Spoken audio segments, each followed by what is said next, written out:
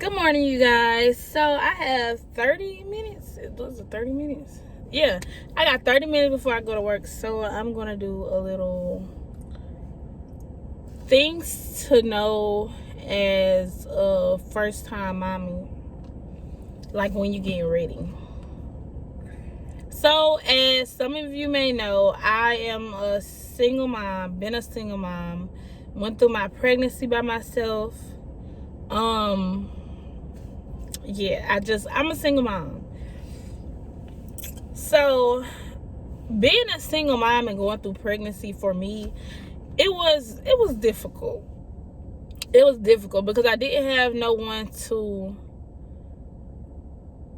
go through it with me, if that makes sense. Yeah, I had my mom. Yeah, I had my dad. Yeah, I had them, which I'm very, very grateful for. I had my family. But it's something different when you have your baby's father, the one who put you in that situation. It just hit different to me.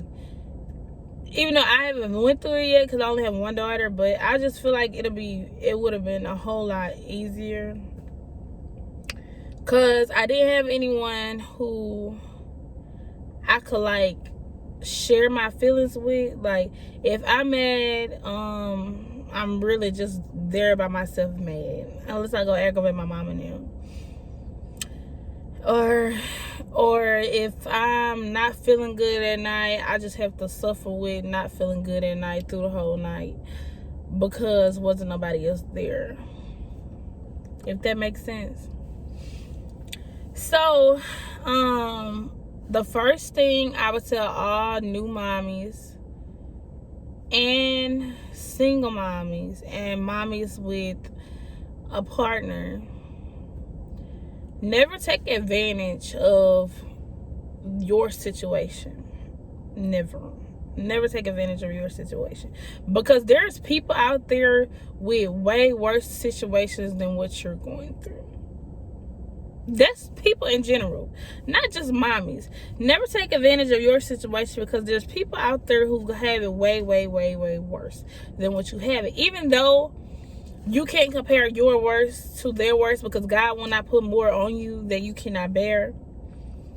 But you still have to be grateful for this is your worst, because it can always get worse, sir. That's the mindset that I had to get in while going through my pregnancy, which I'm grateful. I'm grateful for that mindset. Don't get me wrong. I'm like really grateful for that mindset, because I don't take what I have for advantage. Or I don't take the situation that I'm going through and have it for advantage. Even though sometimes it could get extremely overwhelming. It could be just like a 100-pound weight on your shoulder or whatever. But yeah, that's the first thing. Secondly, have a plan B. For me, anyways, I had a plan B. I had a plan A, I had a plan B, I had a plan C. And then don't forget, I be overthinking sometimes or overanalyzing, because I be thinking of all these different situations where it could go a different type of way. But I always have a plan B. So with me, my plan B, I had a bag packed to go to the hospital, but I also, just in case we ran out in an emergency, I just water bag just busted, baby coming out, we running out, I had clothes set it aside, folded up, set it aside for me and my babe to go to the hospital with. I had a plan B car just in case the car is stored. I had a plan B driver just in case my mom wasn't there. I had a plan B everything. So, second, I always have a plan B. What was that? First rule, second rule, third rule. Third rule, when you have your baby, speak positive affirmations. Because postpartum is real, you guys. If it wasn't for me continuously talking with the Lord, uplifting myself, doing all of this, I don't know where I would have been. Because having a baby by yourself And going through that by yourself is a different type of overwhelming. So you just got to stay prayed up. You got to stay positive. Keep a positive headspace. Because you losing sleep. You losing sleep. Your body's changing. You just release all of these hormones. Your body just trying to get back to a regular stance. So you got to be mindful, and dads too, be mindful that your baby's mother, the person who just birthed your child, is going through all of this stuff inside of her. Let her know the stuff outside too. You know what I'm saying? Like, her body's changing. She's not getting no sleep. Her breast is changing. Sometimes it hurts. Just be mindful of that, okay? And my rule of thumb is, and if I ever could go back and do it, which I'm grateful for my situation that I went through and how I went through it. Dads, your wife shouldn't have to do anything. She shouldn't have to fuss at you to tell you to take the trash out. She shouldn't have to fuss and be like, oh, I need this, that, and the other, this, and the third. Stay on top of it, because you don't understand that having a baby is the closest to death that a woman could get. She's releasing a full human being outside of her. Full human being. She's bleeding. She's ripping open. She's opening up everything. Okay? Like, yeah. Dads, this the time when y'all be on y'all A game. Change the baby diaper. Feed the baby. If you need to, mama up there sleeping, take the titty, squeeze it hamburger style, and shove it in the baby mouth. Real simple. Go to Lamar's class, look it up on YouTube, whatever you want to call it. You got this, dads. Moms, don't be giving that man a hard time. Okay? Do not be giving him a hard time, because you got to realize this is new for him too. Even though his body isn't changing, it's still new for him too. He got to get the concept that he done birthed the whole human into this world as well. So keep that in mind, guys. Keep that in mind, moms. Okay? Don't be being extra. Don't be overdoing it. Even though I love a good new mommy to not do nothing, don't be overdoing it. Don't be doing too much.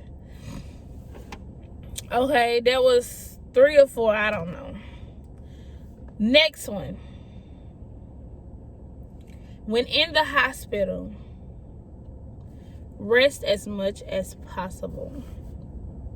Because the nurses are getting paid to do that. The nurses are getting paid to do their job. Even though I didn't do it, but I'm still grateful for it. At nighttime, moms, go to sleep. Your baby is fine. If you don't feel like the baby's fine, you're going to pray. We're going to pray about it. Ask the Lord to keep his tender but powerful hands on the baby, to block all unnecessary harmful things from the baby, and sleep. You just push the whole baby out. Go to sleep. Because if you don't go to sleep, you're going to be drained. You got to give your body, you got to give your heart enough time to pump some of that blood back in. You got to give your body enough time to start the healing process, to get it to equilibrium. You have to give your body time. So go to sleep. Now, on that last night, though, I would tell you, on the last night of you being in the hospital, do a test run. Do a test run. Have the baby. If you feel like it's overwhelming, dads, that's where you step in. This is your test run for the next 4 or 5 months until the baby get his sleeping schedule together. Thankfully for me, Maya, she had her sleeping schedule together before we came out the hospital. Praise the Lord for that. The Lord knew. He knew that I was not gonna be able to handle it. Like I said, he won't put more on you than you can bear. He knew that I could not bear this. He knew already. So real grateful for that. The nurses was really good. They were really helpful for me and everything. But yeah, you guys, take a nap, moms. New moms, take a nap. Your body needs to start getting back to an equilibrium. Dads, on that last night, it's y'all duty. It is y'all duty. It's y'all duty, but it's also mom's duty, so you can start a routine. Third, whenever you have the baby, the routine is the most important thing ever. So my routine was I feed her a good little healthy meal, wipe it off with a warm cloth, or bathe her on some days. And I do all this before 10, 11 o'clock. That way, she eats a good, nice, healthy bottle. Well, at the time, I was breastfeeding. So she eat a good, nice, healthy breast milk, and she sleep. Now, when she first came out, you guys, she slept from 10, 11. She woke up around like 2, 3, went back to sleep. But when she woke up, you guys, I was breastfeeding. So, remind you, all I got to do is hold the baby right here and stick the titty in her mouth. Boom. Easy.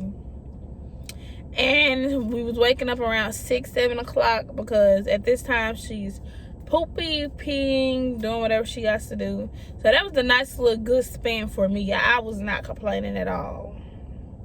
At all. Then during the day, maybe 2, 3 weeks later, during the day, make sure you give the baby attention. That way she stay alert during the day. That way it'll help with the nighttime schedule. So that's what I did. I'm not even gonna lie. I aggravated my daughter. I aggravated her so much during the day. That way when nighttime come, the lights out. I love it. I loved it. Remind you, I'm doing this by myself, learning new things as I go. Just by myself. Okay. But yeah, aggravate your daughter during the day or son during the day. That way overnight they can develop a sleep schedule. They can get their days and nights together. But I did hear somebody who told me that if you have your baby in the AM, they're going to have their sleep schedule packed down faster than if you have a baby in the PM. Know if that's true, but that's what I heard. Anyways, let's see. Oh, before you go home, ask questions. If you unsure about it, ask questions. The doctors, they have a Lamaze lady or the mommy lady, first time parents lady, whatever y'all call her. They have her in the doctor. You're paying for that while you're staying there. So ask questions. If you need her to come in throughout the night, call them. They have one on call.